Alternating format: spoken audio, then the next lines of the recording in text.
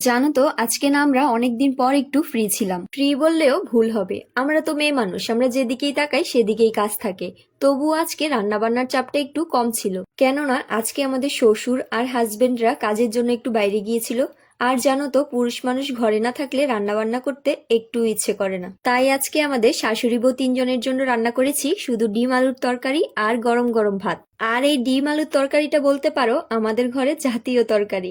যখন কোনো কিছুই রান্না করতে ভালো লাগে না তখন প্রায়ই এই তরকারিটা রান্না করে ফেলি। আর দেখো রান্না শেষে চলে আসলাম ফুল গাছগুলো লাগানোর জন্য। এই ফুল গাছগুলো না 2-3 দিন আগে বাসার সামনে ভ্যান গাড়ি থেকে কিনেছিলাম, কিন্তু সময়ের অভাবে লাগানো হয়নি। তাই ভাবলাম আজকে যেহেতু ফ্রি আছি গাছগুলো লাগিয়ে ফেলি। আমার না ছোটবেলা থেকেই ফুল গাছ লাগাতে ভীষণ ভালো লাগে, কিন্তু আমরা যেহেতু নিচের ফ্ল্যাটে থাকি, এখানে আলো বাতাস খুবই কম পাওয়া যায়। তাই যে কোনো গাছ লাগালেও বেশি দিন বাঁচে না। যাই হোক, এখানে না 3 রকমের ফুল গাছ ছিল। গোলাপ ফুল গাছ, নয়নতারা ফুল গাছ, সাথে আর একটা সাদা কালারের ফুল গাছও ছিল, কিন্তু সেটার নামটা আমি সঠিক জানি না।